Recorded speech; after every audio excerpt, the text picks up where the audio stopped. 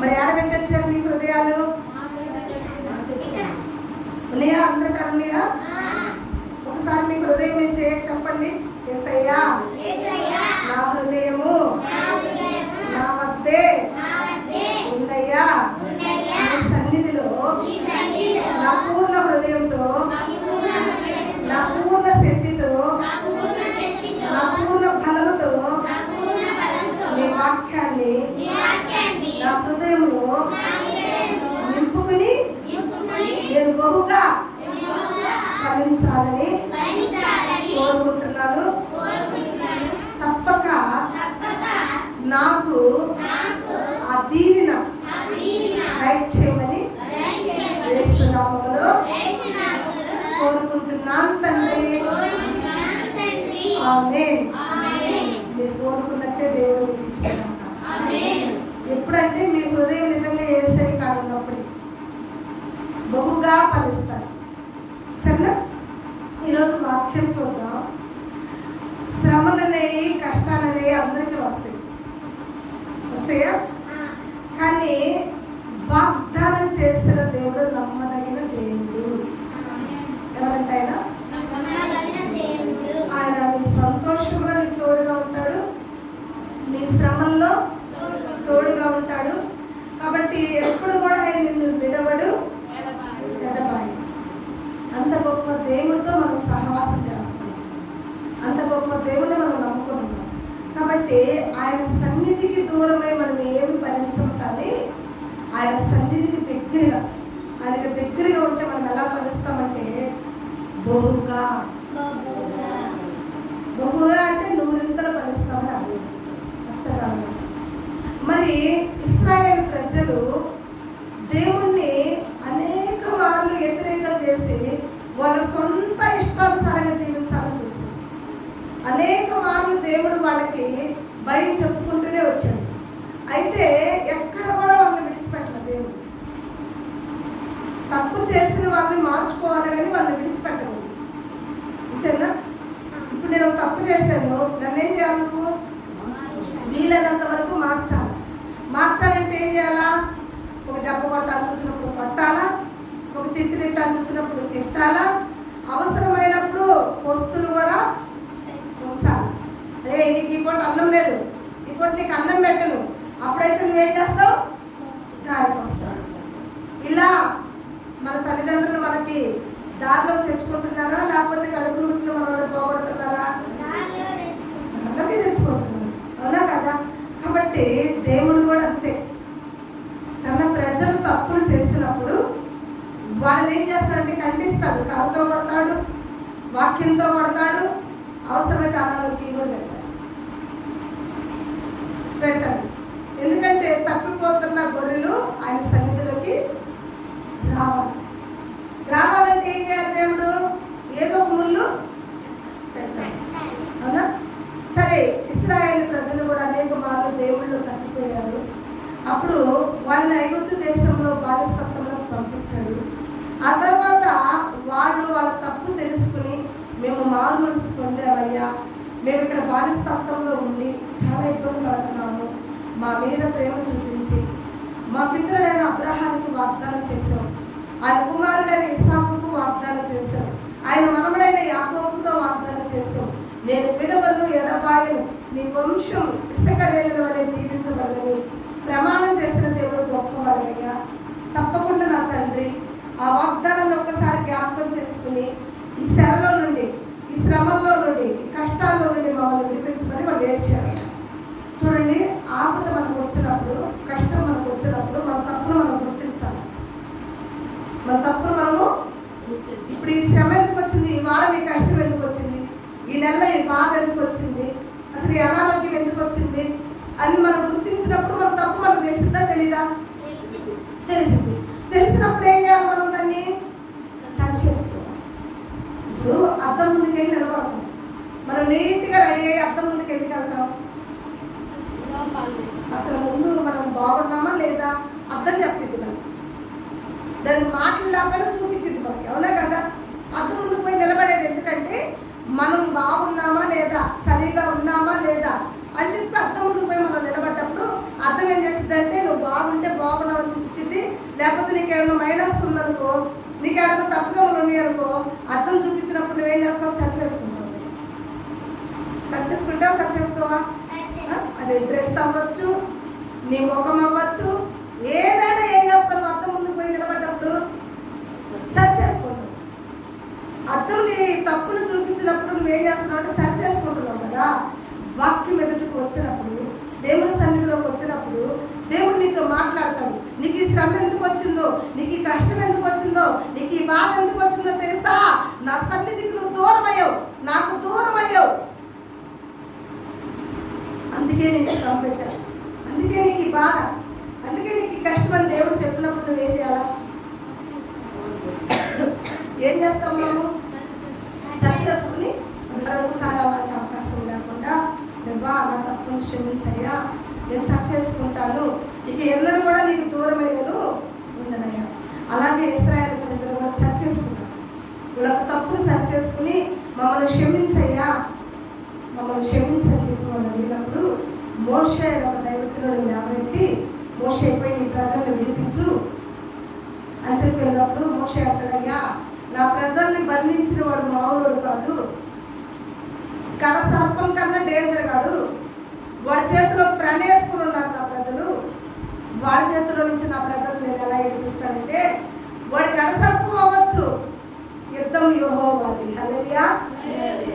యుద్ధం నువ్వు చేయబడ్డా, ఎవరు చేస్తారు యుద్ధము? శత్రువులు ఎంత బలంగా ఉన్నా, శత్రువులకు ఎంత సపోర్ట్ ఉన్నా, కాలు బలం ఉన్నా, ఎంత ఉన్నా, ఎంత జ్ఞానమైనా, ఒకవేళ వానపాములాగా నువ్వు ఉంటే, గడసర్పంలాగా శత్రువు ఉంటే, నువ్వు యుద్ధం చేయబల్లా. యుద్ధం ఎవరు చేస్తారంటే యెహోవా. హల్లెలూయా. యుద్ధం ఎవరిదంట? యెహోవా యుద్ధం. యుద్ధం నువ్వు చేయబల్లా. యుద్ధం మనం చేస్తే గెలవమ్మ, యుద్ధం యెహోవా చేస్తే గెలుస్తాం. మోషేకి ధైర్యం ఇచ్చి మోషే నడిపించండి.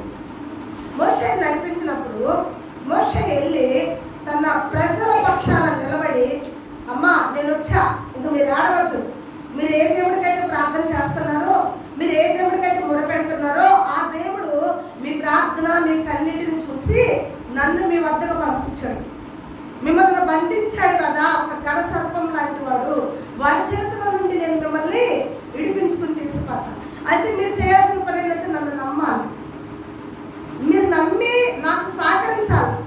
మీరు నన్ను నమ్మకపోతే నేను మిమ్మల్ని ఏం చేయగలుగుతాను? మీకు నేను ఒకటి చెప్తే మీరు ఇంకో చేస్తే నేను చేయగలుగుతానా?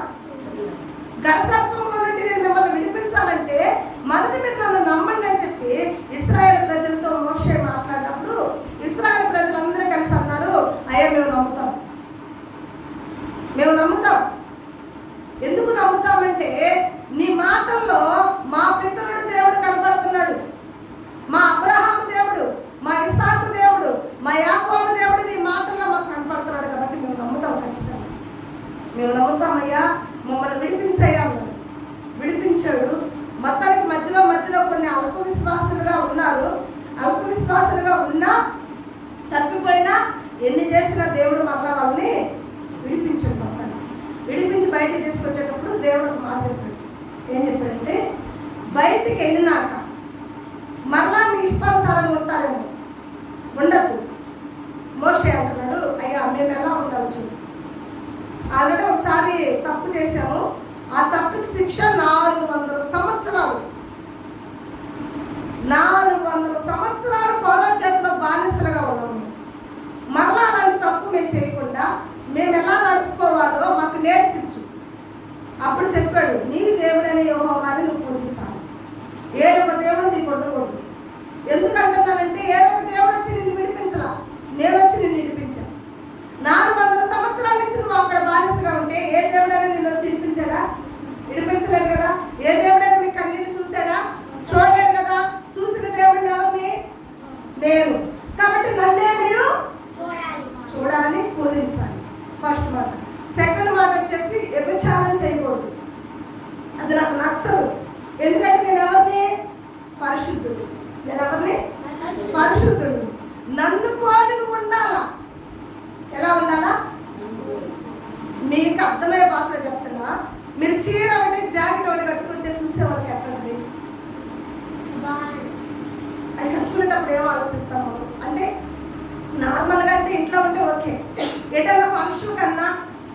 ఏదైనా బహిరంగ సభలకు వెళ్తున్నప్పుడు మనం చీర జాకెట్ రెండు సరిపోయేటట్టు కట్టుకుంటామా, లేకపోతే చీర ఒకటి జాకెట్ ఒకటి కట్టుకుని వస్తామా? చీరకు తగ్గ జాకెట్, జాకెట్ తగ్గ చీర అయితేనే కదా అందంగా ఉండేది, అంతేనా? అలాగే మనం దేవుడికి తగ్గట్టుంటేనే కదా దేవుడి సన్నిధిలో ఆయన సహవాసంలో మనం వర్తిల్లేది. నువ్వు ఒక విధంగా దేవుడు ఒక విధంగా ఉంటే ఎట్లా ఉంటారు? ఉండలేరు కదా.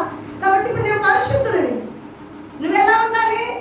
నాలో నుండి వచ్చిన జాకెట్ లాగా, నాలో నుండి వచ్చిన ఒక పరిశుద్ధులాగా నువ్వు కూడా నాతో ఉండాలి. నరహత్య చేయకూడదు, ఎవరిని చంపకూడదు, దొంగిలించకూడదు. ఆ దొంగతనం వల్ల నువ్వు పట్టుబడికి రూపాయి దొంగతనం చేస్తే శత్రువు అది 100 రూపాయలుగా వేస్తుంది. ఎంత నువ్వు సింపుల్ గా 1 రూపాయే కానీ 1 రూపాయి నీ జీవితాన్ని నాశనం చేస్తుంది. అరే హత్య చేయకూడదు, దొంగతనం చేయొద్దు, వ్యభిచరించొద్దు. నిన్ను వలే నీ పొరుగు వాడిని ప్రేమించు. నిన్ను వలే నీ పొరుగు వాడిని ఏం చేయాలా? ప్రేమించు. నీ తల్లిదండ్రులు ఏం చేయాలా? నిన్ను కని నిన్ను పెంచి సాకి పెద్ద చేస్తే గడ్డాలు వేసాలు వచ్చినా వాళ్ళని ఇసురాలు నవ్వకూడదు. వాళ్ళు ఏం చేయాలా? ప్రేమించాలి. వాళ్ళ వృద్ధాప్యంలో ఏం చేయాలి? వాళ్ళకి నువ్వు ఆదరణగా ఉండాలి. ఇవన్నీ కూడా చెప్పాడు దేవుడు. ఇలా మీరుంటే మీ మీద నా కోపం రాదు, నేను మిమ్మల్ని మంచిగా చూసుకుంటా. ఇప్పుడు అంటున్నాడు మోషే, అయ్యా బాగానే ఉంది కానీ ఇప్పుడు ఈ ప్రజలందరినీ బయటికి తీసుకొచ్చారు కదా. వినండమ్మా, నాకెళ్ళి చూడండి. ఈ ప్రజలందరూ ఇప్పుడు బయటకు వచ్చారు కదా. ఇప్పుడు ఈ ప్రజలందరూ ఉండటానికి నివాస స్థలము, ఒక కుటుంబం ఉండటానికి ఒక ఇల్లు ఏర్పాటు చేసుకుంటాం మనం. 20 లక్షల మంది సైన్యం, ఈ సైన్యాన్ని అంతటికి నివాస స్థలం కావాలి కదా పెద్దవారు అడిగితే భయపడకండి, నా దాసుడైన అబ్రహాముకి ప్రమాణం చేశారు. ఏమని ప్రమాణం చేశారంటే, కనపడుతున్న భూమి అంతా కూడా నీకును నీ సంతానానికి నేను ఉచితంగా ఇస్తాను. 1 రూపాయి నువ్వు పెట్టి కొనాల్సిన అవసరం లేదు. ఒక ఇల్లు కాదు, నీ బిడ్డ తలం పుట్టినా కానీ సరిపోయేంత ల్యాండ్ అది, కావాల్సిన నీ ఎకరాల భూమి అది, అదంతా మీ పితరుడైన అబ్రహాముకి నేను ఇచ్చా.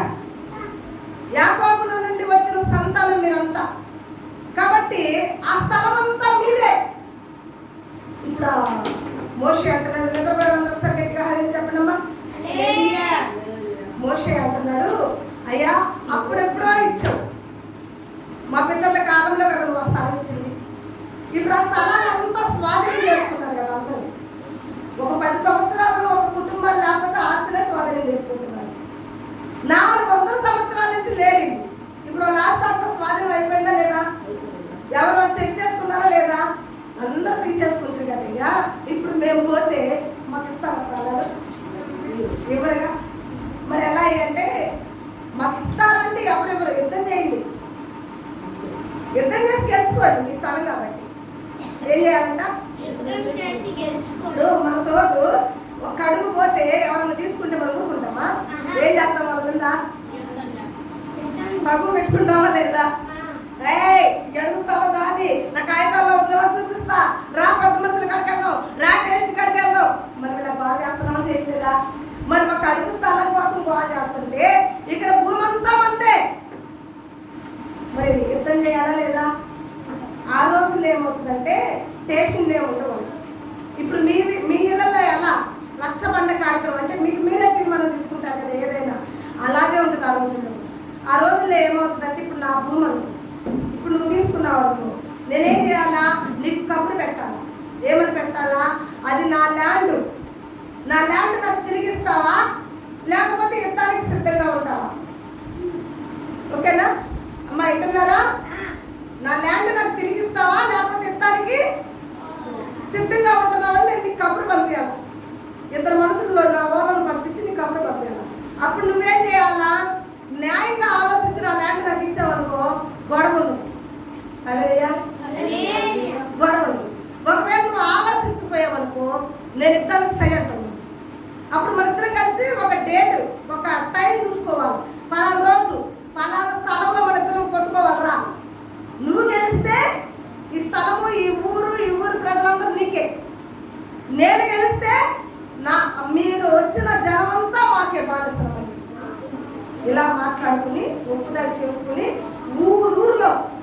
యుద్ధం చేసి ఊర్లో ఏం చేయాలి, వీళ్ళు గెలుచుకోవాలి స్థలం. వీళ్ళు స్థలం ఎవరెవరైతే ఆక్రమించుకున్నారో, ఎవరెవరైతే వీళ్ళు ల్యాండ్ తీసుకున్నారో ఆ ప్రతి ఊర్లో వీళ్ళు ఏం చేయాలా, యుద్ధం చేసి గెలుచుకోవాలి. లేదా యుద్ధం అవసరం లేదయ్యా, మీ స్థలం మీకు ఇస్తామంటే తీసుకోవాలి. ఇలా వీళ్ళు అన్ని ఊర్లో యుద్ధాలు చేసుకుంటే వెళ్తున్నారమ్మా. ఏ ఊర్లో కూడా ఇల్లు ఓడిపోవాలి. హల్లెలూయా. ఎందుకు ఓడిపోలేదు? ఎందుకు ఓడిపోలేదు? ఇల్లు వీళ్ళ పక్షాలు ఎవరున్నారు? ఏ ఊర్లలో ఓడిపోయారా? ఇప్పుడు వాక్య భాగంలో మనం ఎక్కడ వాళ్ళు ఓడిపోలేదు. ఈ విషయము ఇప్పుడు స్వంత పార్టీలో యుద్ధం జరిగింది అనుకో, ఒంగోలు తెలిసిందా తెలీదా? అరే బాబు పొలం వస్తున్నారంట, కొండేపు నుంచి వస్తున్నారంట, ముద్దునూరు గెలుచుకున్నారంట, చిల్లపాడు గెలుచుకున్నారంట, చండ్రపాలెం గెలుచుకున్నారంట, నెక్స్ట్ నూతలపాడు గెలుచుకున్నారంట. తర్వాత మన టార్గెట్ ఎవరు? ఒంగోలు కూడా గెలుచుకుంటారు అని చెప్పి తెలుసుకుంటారు. తెలుసుకోరా? తెలుసుకున్న ఒక రాజు, హల్లెలూయా, తెలుసుకున్న ఒక రాజు ఏం చేశాడు తెలుసా? అరే బాబు వీళ్ళు యుద్ధం చేసాక మనం గెలవలేం, వీళ్ళు యుద్ధం చేసి మనం గెలవలేం. ఎందుకంటే వాళ్ళ సైడ్ మన సైడ్ ఒకటే, వాళ్ళ మీద మనం ఎక్కువగా ఉంటాం, అయినా మనం గెలవలేం. వీళ్ళని గెలవాలంటే మనం ఏం చేయాలా అని ఆ రాజు ఆలోచిస్తా ఉన్నది. ఆ రాజు పేరేంటో, ఆ రాజు ఎవరో ఈరోజు మనం వాక్యంలో చూసుకుందామా? చూడండి, సంఖ్యాకాండం 22వ అధ్యాయము, సంఖ్యాకాండం 22వ అధ్యాయము 2వ వచనం నుండి కొన్ని మాటలు మనం విన్నాము. దయచేసి గమనించాలమ్మా, ఎవరు మాట్లాడద్దు.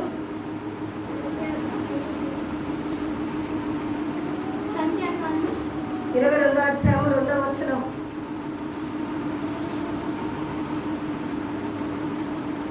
ఎవరు మాట్లాడతామా? సైలెంట్గా ఉండాలా? కుమారుడైన అమ్మ, అతని పేరు నుండి మీరందరూ గుర్తుపెట్టుకోండి. ఆయన ఒక క్వశ్చన్లు అడుగుతాను, సరేనా? అతని పేరు ఏంటి అని అడుగుతా. ఏం పేరు అమ్మ అతని పేరు? బాలాకు. ఏం పేరంట? బాలాకు. మనందరికి చాలా ఈజీ అని పేరే కదా ఇది. ఈ బాలాకు అనే రాజు తెలిసిందమ్మా. తర్వాత నా ఊరేను, నా దేశమే యుద్ధాలకు వచ్చేది. అరే బాబు, నా దేశం అంతా వాళ్ళకి ఇచ్చేస్తే నా ప్రజలు ఏమవ్వాలి, నేనేమవ్వాలని చెప్పేసి ఆలోచన కొంతమంది పెద్దలు పిలిచి, రాని పెద్దల నాకు సలహా ఏంటి, మన దేశాన్ని ఎలా కాపాడుకోవాలని చెప్పేసి అతను అడిగినప్పుడు వాళ్ళు ఇచ్చిన సలహా ఏంటంటే, ఇదిగో మన దేశంలో దైవజనులకు ఉన్నాడు. ఎవరున్నారంట? దైవజనుడు ఒకడున్నాడు. ఆయన ఎంత దైవజనుడు అంటే ఆయన యెహోవా పక్షాన నిలబడిన దైవజనుడు. దేవుడు అతనికి ఎలాంటి వరాలు ఇచ్చాడంటే, ఆయన చెయ్యెత్తి ఎవరినైతే దీవిస్తాడో వాళ్ళు ఎంత దరిద్రులైనా దీవించబడతారు. ఆయన చెయ్యెత్తి ఎవరినైతే శపిస్తాడో వాళ్ళు ఎంత ధనవంతులైనా ఒక్క నిమిషంలో దరిద్రులుగా మారుతారు. అంత పవర్ ఉంది. అలాంటి దైవజనుడు ఉన్నాడు అని చెప్పేసి ఈ బాలాకు ఆ దైవజనుడిని పిలిచి వీళ్ళని చెప్పించాలి. ఏం చేయాలంట? వాళ్ళని చెప్పించాలి దైవజనుడి గురించి. ఎందుకంటే ఆయన చెప్పిస్తే వీళ్ళందరూ ఓడిపోతారుగా. ఓడిపోతే మనకు మళ్ళీ వాళ్ళు ఏమవుతారు? బానిసలు అవుతారుగా. ఐగుప్తు దేశంలో 400 బానిసత్వంగా ఉన్నారు. 400 సంవత్సరాలు మనకు కూడా ఉంటాయి ఇప్పుడు బానిసలుగా అన్న ప్లానింగ్తో దైవజనుడి ఇంటికి పంపించాడమ్మా. కొంతమంది రథాలు వేపించి ఆ రథాల మీద ఆల్మోస్ట్ ఇరుముకు సరిపోయేంత బంగారం, డొప్పు ఇదంతా ఇప్పించి ఆ దైవజనుడి ఇంటికి పంపించాడు. ఇప్పుడు దైవజనులు డొప్పుకు లోపడచ్చా? దైవజనులు దేవుడు ఏం చెప్తారో అదే చెప్పాలి. డొప్పుకు లోపడకూడదు, ఆస్తులకు లోపడకూడదు. అయితే ఇక్కడ ఈ బాలాకు చంచల మనసు కలిగిన వాడంట. ఏం మనసు కలిగిన వాడు? ఆ మాటకి అర్థం తెలుసా? చంచల మనసు అంటే అటు అడిగేద్దామా, ఇటు అడిగేద్దామా, వాళ్ళకి వెళ్ళిందామా, ఎక్కడికి వెళ్దామా, బంగారం తీసుకుందామా, దేవుడు పక్కన ఉందామా, ఇలాంటి చంచల మనసు కలిగిన వాడు లేరా ఈ రోజుల్లో? ఉన్నారా లేరా? ఇలాంటి మనసు కలిగిన వాడు. ఈ చంచల మనసు కలిగిన వాడింటికి పోయారు ఆ డబ్బు, ఆ నగలు, ఆ బంగారం ఒక్క చూసి ఏంటి అని అడిగింది. ఇదిగో పలానాళ్ళు ఒక సైన్యం బయలుదేరి వస్తుంది ఐగుప్తు దేశం నుండి. ఆ సైన్యం అనేక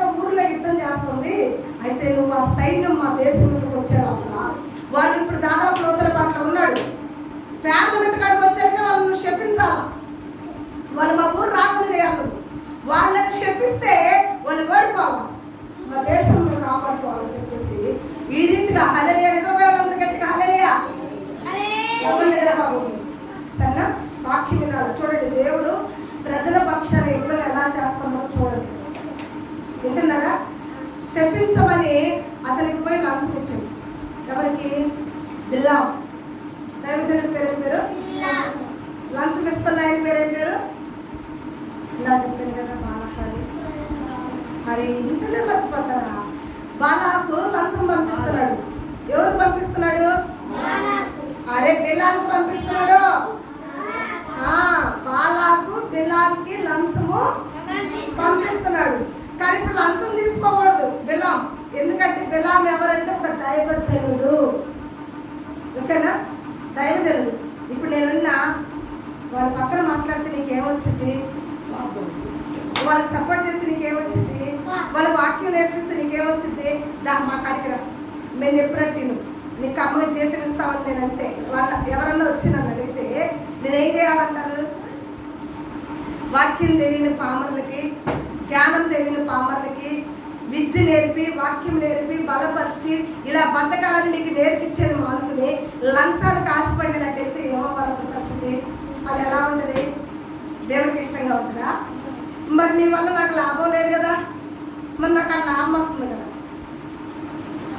చెప్పండి, లాభం చూడకూడదు. దైవజనుడు లాభం చూస్తే తప్పు చేస్తే మరి దైవజనుడు అవడు, వ్యాపారస్తుడు అవుతాడు. ఇక్కడ బిలాం చేస్తున్న పని అదే.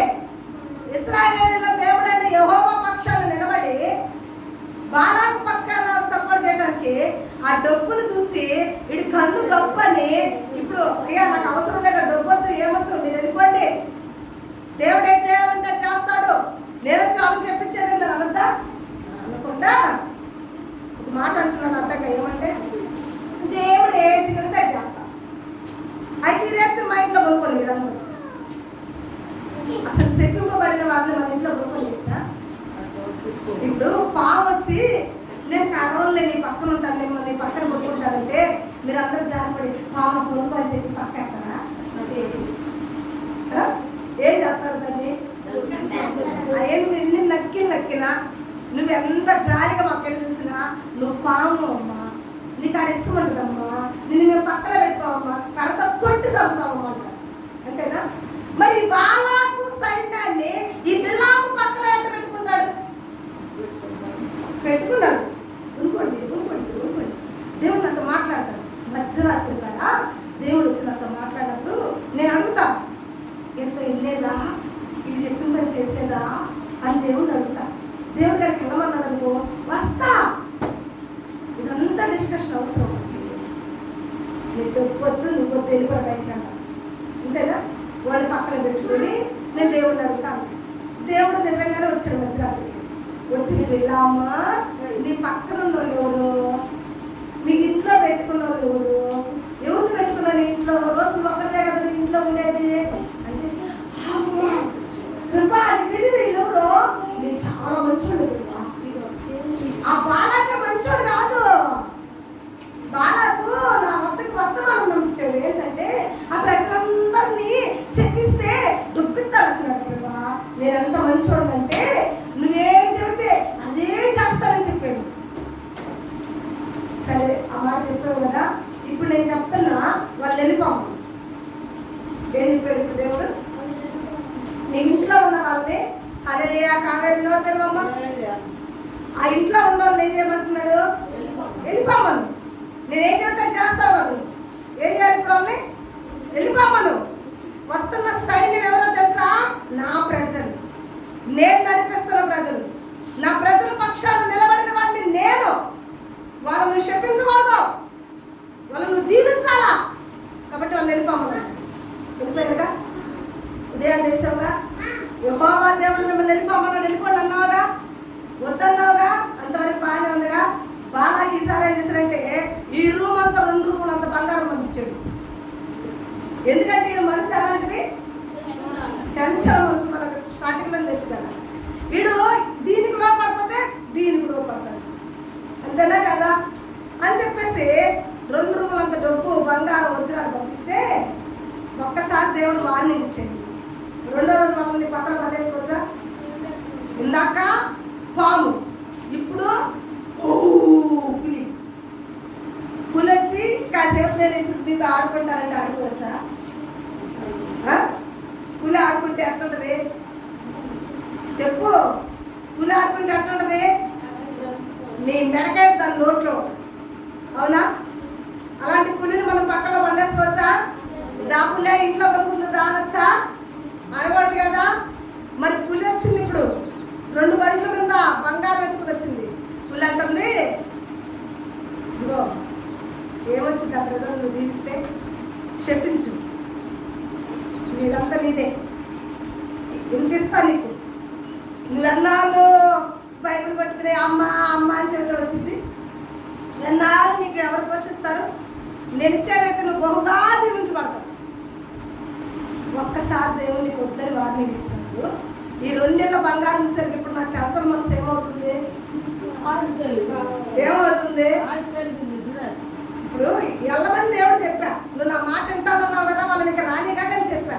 మళ్ళీ ఇప్పుడు ఏమవుతుంది? ఆ డబ్బు చూసరికి మీరు చెప్పండి అబ్బా, నేను కాదు మీరు చెప్పండి, మీకైతే ఎట్లా ఉంటుంది? పోరా బయటకు అంటారా, లేకపోతే రారా అంటారా? అందుకే ధనానికి ఎప్పుడు లోపడద్దు. ధనం చాలా, దానికి మాటలు లేవు, దానికి భాష లేదు, కానీ ఎంత తోడు కూడా దాని చుట్టూ గింగరాలు కొట్టించింది ధనం. దానికి మాటలు ఉంటే అప్పుడు ఉండేది డబ్బుకి, మాటలు లేకపోబట్టి అది అట్లా మనల్ని గింగరాలు కొట్టిస్తుంది, అవునా కదా? ఇప్పుడు గింగరాలు కొట్టించి వచ్చారా 2 రోజులు అంత తెచ్చారుగా. సరేలే కానీ అయితే మళ్ళీ ఒక ఒప్పందం. ఆయన ఏం చూస్తారు కదా మళ్ళీ ఎవరైనా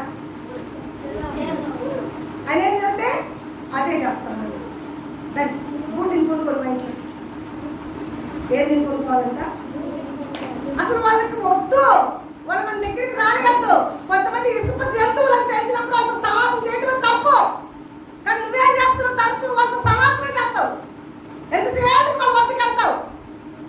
దేవుడు అనేక మార్లు నేను చెప్తాడు, ప్రవక్తల ద్వారా సేవకుల ద్వారా నిన్ను హెచ్చిస్తూనే ఉంటారు. కొందరితో నువ్వు సమాసం చేయొద్దు, అది డేంజర్ అని చెప్పినప్పుడు నువ్వేం చేస్తాంట?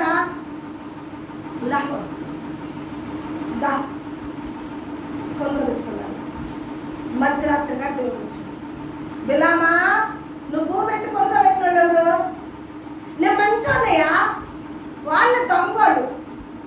నేను కొంచెం బంగారానికి లోపలేదని చాలా బంగారం తెచ్చాను. చాలాసార్లు మనం అంతే చేస్తుంటాం కదా. నేను బాగా వాళ్ళే నన్ను పలకరించేది. నేను వాళ్ళ సమాసాలకు బాను, వాళ్ళే వస్తారు నా కాడికి. ఇప్పుడు నిప్పు నీ కాడికి వచ్చినా, నువ్వు నిప్పు కాడికి వెళ్ళినా కాలేదమ్మా, నీ తొడ శర్రమంటే అబ్బా అంట. అప్పుడు దాకా అది నిప్పు అని నాకు తెలీదా? అందంగా ఉన్నది ఫోటో తీసుకోవడానికి వెళ్ళగా కాలికి. హల్లెలూయా. నేను మంచోడే ప్రభా, వాళ్ళు చెడ్డోళ్ళు, నాకు బంగారం ఇస్తా అంటున్నారు, కానీ నేను ఎంత మంచోడంటే నువ్వేం చూసి నేను అదే చేస్తానని చెప్పా. దేవుడు అంటున్నాడు, నేను ఇస్తాను, నాకు బాగా అర్థమైంది, కానీ వెళ్ళలే. వాళ్ళకి తెలియదు అసలు ఏం చదువుతారు. వెళ్ళేదా వెళ్ళు. ఇప్పుడు వెళ్ళమని నాకు అంటున్నాడు, బంగారం అంతా తీసుకొచ్చే వాళ్ళు అనుకుంటున్నాడు. ఇప్పుడు బాగా పెండింగ్ పెట్టాను ఏంటంటే, నువ్వు వచ్చి వాళ్ళని చెప్పించినాక నీకు బంగారం ఇస్తాను. నేను ముందే ఎందుకు ఇస్తాను? అంతేనా? అప్పుడు దాకా ఇంటికి పంపించాడు, ఇప్పుడేమంటున్నాడు? నువ్వు వచ్చి నేను చెప్పిన పని చేసినాకే నీకేమిస్తాను? నేను ఒప్పుదాలు చేసుకున్న బంగారం వజ్రాలు నీ చేతికి ఇస్తాను. ఇప్పుడు అంటున్నాడు, వస్తాను రేపు వస్తా, మీరు అలాగే మొత్తాన్ని బయలుదేరండి, రేపు బయలుదేరి వస్తా. నేను వచ్చేలాగా మీరు ఏం చేస్తారంటే 7 బలిపేటాలు కట్టండి. అమ్మ ఎంటున్నారా? ఎన్ని బలిపేటాలు? 7 బలిసిన ఆవులను తీసుకురండి, ఎద్దులు. 7 బలిసిన పొట్టేలను తీసుకురండి. ఒక్కొక్క బలిపేటానికి ఒక్కొక్క పొట్టేల్ని ఒక్కొక్క ఎద్దును బలిస్తాను వచ్చి. ఎందుకంటే అలా బలిచ్చినప్పుడు మా దేవుడు నాతో మాట్లాడవచ్చు. అబ్బో, విరిగి నలిగిన హృదయంతో ఆరాధించండి, నేను మిమ్మల్ని ఉత్తరం ఇస్తానన్నాడు. ఇప్పుడు కూడా ఇస్తారు ఉత్తరం, ఏది వల్ల వేస్తాను, అంతేనా? అలా చేసి భరించి యెహోవా కొరకు ఎదురు చూస్తుంటే యెహోవా వచ్చింది. వచ్చావా బిలామా అన్నాడు. వాస్తవం ఈ మధ్యలో ఏం జరిగిందో చెప్పడం. బిలాము వాళ్ళ కాడికి వెళ్ళటానికి గ్యాస్ ఎక్కారు. ఏమెక్కారంట? అప్పుడు బస్సులు ఉన్నాయా? ఉండేయేమో, కార్లు అయితే లేవుగా. అప్పుడు ఒక రాజుల వద్ద ఎక్కువగా బెనిఫిట్గా ఉండేది గుర్రాలు. రాజు తర్వాత కొంచెం తక్కువ వాళ్ళగా ఉండేది ఏంటి అంటే గ్యాస్. అంతేనా? వీళ్ళు ఎంత దూరం పోయినా అయ్యేకేగా వెళ్ళాలి. బిలాము కాడ ఒక నమ్మకమైన గ్యాస్. ఈ నమ్మకమైన గ్యాస్ బిలాము ఆడబొమ్మని ఆడుతుంది. ఈరోజు బిలాము చెప్తున్నాడు, ఇశ్రాయేలు ప్రజలు చెప్పించాలి ఊరికి వెళ్ళాలి, తొందరగా వాళ్ళు గ్యాస్ ఎక్కింది. గాడి మీద కూర్చున్నాడు. గాడి బయలుదేరింది. యెహోవా దూత, హల్లెలూయా, యెహోవా దూత పెద్ద కత్తోడు కొట్టుకుని దాని పక్కన నిలబడింది. కత్తెని కొట్టుకుని ఎవరు నమ్మకానికి? బిలాము. అంటే యెహోవా కోపం అట్లా ఉంది. ఇది ఎవరికి కనపడింది అంటే గ్యాస్ కనపడింది, కానీ బిలాకి కనపడలేదు. బిలాకి కలవలో ఇప్పుడు ఏముందంటే పచ్చ కావాలి లేదు. ఆ పచ్చ కావాలంతా వజ్రాల వైపు డబ్బు వైపు ఉంది, కానీ ఇక్కడ ఏం జరుగుతుందో కనపడట్లా. బిలాకి రెండంచుల ఖడ్గం పట్టుకుని కత్తి పట్టుకున్నట్టు నిలబడింది యెహోవా దూత. గ్యాస్ చూసి మరి నాయన ఈ తలకాయ వృద్ధా నడిచింది అని చెప్పేసి గబగబ పొలంలో దూకింది. యెహోవా దూతను చూసి బిలాముతో కూడా అది లాస్ట్. స్టార్టింగ్ లో అయితే పొలంలో దూకింది. 3 సార్లు జరిగింది. అయిపోయింది. వింటున్నారా? పొలంలోకి దూకింది. పొలంలోకి దూకేనికి బిలాముకి కోపం వచ్చింది. ఏమే దానైతే నువ్వు పొలంలోకి ఎందుకు దూకావు? పాపం చెండ కలుసుకుని పెళ్లి కొట్టింది. మరలా వేసి పాపం అది కూరుకుని రోడ్డు మీదకి మళ్ళీ వచ్చింది. మరలా కదిలింది. రెండోసారి కదిలేనికి యెహోవా దూత అదే కత్తి పట్టుకుని వచ్చి దాచబోతాడు. ఇది చూసిన ఈ గాడిద కోరి రాయడు నా యజమాని తోక ఈసారి కూడా పైకి వెళ్ళిపోయిందని చెప్పి గబా గబా పోయి ఆ తోట మధ్యలో ఇంత బయటికి ఇచ్చి ఇట్లా వస్తుంది. అతను కాలు వస్తుంది. బాగా ఏమైనా కాలు బాయా, నా కాలు కాదేశావు, నా కాలు నీ పని చేసేసావు అని చెప్పేసి ఏం చేశాడు? గాడిద మరలా కొట్టేసి ఇప్పుడు 3వసారి ఏం చేసింది? మరలా పొందుకుని మరలా ఎక్కించుకుని వెళ్తుంటే నిద్రపోవాలందరూ సరే హల్లెలూయా చెప్పండమ్మా.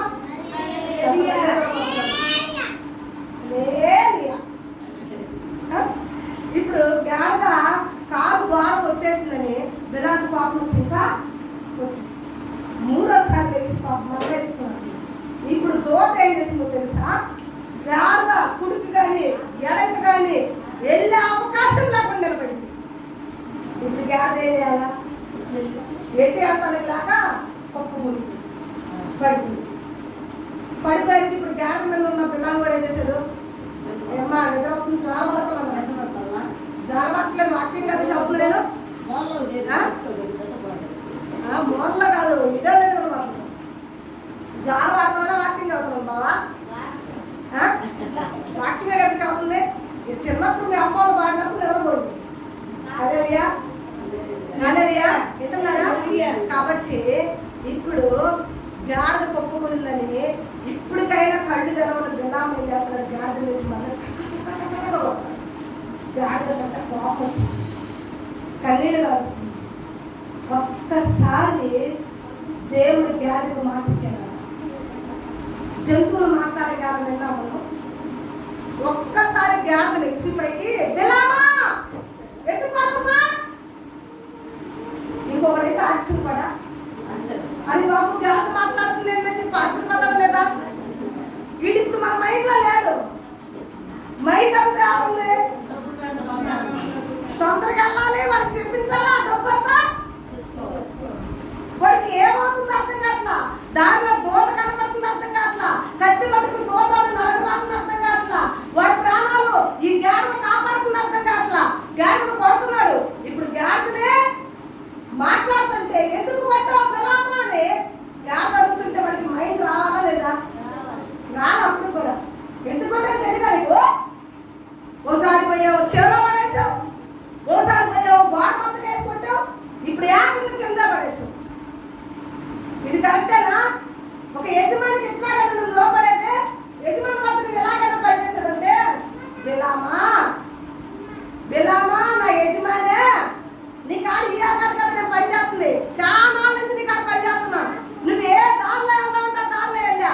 ఎప్పుడన్నా ఇది జరిగిందా? జరగలేదు కదా. మరి ఇప్పుడు ఎందుకు జరుగుతుంది యజమాని? ఒకసారి నీ కళ్ళు తెరువు, ఒకసారి నీ కళ్ళు తెరువు. నీతో మాట్లాడుతున్న మనిషి ఎవరో ఈయన. అవును కదా, నువ్వు మనిషి కాదు కదా, నువ్వు గాడిద ఎలా మాట్లాడుతున్నావు?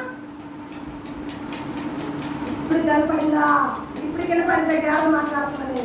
ఇప్పుడు కనపడింది కదా గాడిద మాట్లాడుతుందని? నీ ఎదురుగా ఎవరు నిలబడి ఉన్నారు చూడలేదు. ఎవరు నిలబడి ఉన్నారు? ఒక్కసారి మైండ్ ఏమైపోయింది? కింద పడ్డాడు సాగిగా. అయ్యో నీ పాత్రలో కరెక్టే, కానీ అది పోయినప్పుడు నువ్వేం చేస్తే చేద్దాం అనుకున్నా. అది పోయినప్పుడు కూడా ఏది చెప్తే అదే చేస్తా, అదే చెప్పిస్తాలే. నేనేం మాట్లాడాలి అదే మాట్లాడతాను. నేను గాడిద ఎందుకు కొట్టా? గాడిద ఎందుకు కొట్టా? గాడిది నేను తొలి ఏటికే నేను చంపేసాను, కానీ గాడిద నిన్నేం చేసింది? కాపాడాలి. అలా కాపాడిన గాడిదనే నువ్వు కొట్టావా? దీన్ని బట్టి నీ శిక్ష ఇంకా రెట్టిపోయింది. ఓ వెళ్ళాడు, వాళ్ళు చెప్పించడానికి వెళ్ళాడు, కానీ అతని మాటలే కాకుండా దేవుడు మాటలే అతను మాటలు. వాళ్ళని దీవించాడు కానీ చెప్పించే అవకాశం ఎక్కడ కూడా రాలా. ఎందుకంటే దేవుడు మన పక్షాన ఉంటే, దేవుడు మన పక్షాన ఉంటే శత్రువు ఎంత బలం కలిగినోడైనా, అధికారులను కొనుక్కున్న డబ్బిచ్చి అధికారులను సపోర్ట్ చేసుకున్నా, పెద్ద పెద్ద నాయకులను తీసుకొచ్చుకున్న అతను ఎదురు పెట్టుకుని అతను సపోర్ట్ చేసుకున్నా, నీ విశ్వాసం గొప్పదై ఉండాలి. నా పక్షాన నా దేవుడు ఉన్నాడు. అధికారులతో నాకు పని లేదు, డబ్బుతో నాకు పని లేదు, నాయకులతో నాకు పని లేదు. వాళ్ళ రికమెండేషన్ చేసే వాళ్ళని చేయని, వాళ్ళకి సపోర్ట్ చేసే వాళ్ళని చేయని, వాళ్ళు బలంగా ఉంటే ఉండని. నీ పక్షాన ఉన్నాడు అంతకన్నా బలవంతుడు, నీ పక్షాన ఉన్నాడు అంతకన్నా అధికారుడు. నువ్వు ఆయన మీద ఆధారపడి నువ్వు నడిస్తే శత్రువులు సైతం నీకు సాగిపోతారు. హల్లెలూయా. ఏ నోటితో అయితే నేను చెప్పించాలో, ఏ నోటితో నేను కొట్టాలనుకుంటారో, ఏ నోటితో నేను ఖండించాలనుకుంటారో, ఏ నోటితో నేను అవమానపరచాలనుకుంటారో, అదే నోరు వచ్చి నీకు సాగిలి పెడితే నా దేవుడు చెప్తున్నాడు. హల్లెలూయా. ఆ నోరే వచ్చి నిన్ను దీవించింది, ఆ నోరే వచ్చి నీకు ధైర్యాన్ని ఇచ్చింది, ఆ నోరే వచ్చి అమ్మితే నేను నీ పక్షాన యుద్ధము చేయను, నీకు నాకు యుద్ధము వద్దు. ఎందుకు ఆ మాట అంటదో తెలుసా? నీ పక్షాన ఉన్నవాడు అలాంటి వాడు, ఆయన గొప్పవాడు కాబట్టి. ఆయన సన్నిధి విడిచి నువ్వు లోకమంతా సంపాదించుకుంటే నీకు ఈ గొప్పతనం రాదు, ఈ సపోర్ట్ రాదు, ఈ బలం రాదు. ఎప్పుడు నువ్వు వాడుకోవాలే బతుకుతావు. కానీ యెహోవా నీ పక్షాన ఉంటే గద్దించే సింహం వలె ఉంటావు. శత్రువులకు భయపడవు, అధికారులకు భయపడవు, సమస్యకు భయపడు, నిందలకు భయపడు, అవమానానికి భయపడు. నీ పక్షాన దేవుడు ఉంటాడు. హల్లెలూయా. ఇశ్రాయేలు పక్షాన బాలాకు ఎన్నో ప్రయత్నాలు చేశాడు, బాలాకు ఎంతో కుట్ర చేశాడు, పాపం బిలాంకి ఎంతో డబ్బిచ్చి చేయాలని చూశాడు. బాలాకు ప్లానింగ్ ఏది కూడా అయితే ఇశ్రాయేలునే గెలిచారు. హల్లెలూయా. ఇశ్రాయేలునే గెలిచారు. యుద్ధం ఎవరు చేశారు? యుద్ధము యెహోవాదే, యుద్ధము యెహోవాదే. రాజులు మనకెవ్వరు లేరు, సూర్యులు మనకెవ్వరు లేరు, సైన్యములకు అధిపతి అయిన యెహోవా మన బలము. యుద్ధము యెహోవాదే, యుద్ధము యెహోవాదే. యుద్ధం ఎవరు చేసి గెలిపించారమ్మా ఇశ్రాయేలు ప్రజల్ని? ఇరుకోవాల మీద యుద్ధం ఎవరు చేశారమ్మా? ఎర్ర సముద్రం మీద యుద్ధం ఎవరు చేశారమ్మా? ఫరో మీద యుద్ధం ఎవరు చేశారమ్మా? నీ పక్షాన్ని యుద్ధం ఎవరు చేస్తారమ్మా? హల్లెలూయా. నీ పక్షాన యుద్ధం చేసేవాడు అక్కడ ఉన్నాడని నమ్ముతున్నావా? నమ్మితే విన్నా. హల్లెలూయా. యుద్ధం యెహోవాదని నమ్మితే అంటున్నాడు, అవమానపడిన కాడి నిన్ను గనపరుస్తా. హల్లెలూయా. నిందించబడిన నోటితోటి నిన్ను గనపరిచే రీతిలో నేను మారుస్తా. హల్లెలూయా. యుద్ధం నాదే. నీ శత్రువులు కావచ్చు, నీ అప్పులు కావచ్చు, నీ రోగం కావచ్చు, నీ అవమానం కావచ్చు, నీ బలహీనత ఏదైతే నీ మీద దాడి చేస్తుందో దాంతో యుద్ధం చేసేవాడిని నేను ఒకటి నీ పక్షాన. హల్లెలూయా. కాబట్టి భయపడాల్సిన అవసరము లేదు.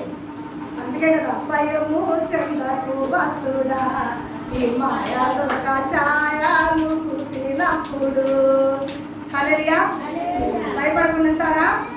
యుద్ధం యెహోవాని నమ్ముతారా? దేవుడైన యెహోవా మీ పక్షాన ఉన్నాడు. వాగ్దానం చేసిన దేవుడు అక్కడ ఉన్నాడు. ఆయన లేచి యుద్ధం చేస్తాడు. మనం ఏ పరిస్థితిలో ఉన్నా, ఏ స్థితిగతుల్లో ఉన్నా ఆయన మనల్ని ఆదుకుంటాడని నమ్ముతున్నారా? నమ్మితే తప్పకుండా ఈ ఆరాధనలో మీరు ప్రార్థన చేసుకున్నాం. మరి వాక్యం ఇంతతో ఆపడం జరుగుతుంది. చక్కగా ఆరాధన చేసుకున్నాం. ఆరాధనలో దేవుడు వాక్యము, దేవుడు మాతో మాట్లాడిన ధైర్యాన్ని గుర్తుపెట్టుకుని అందరూ కూడా తల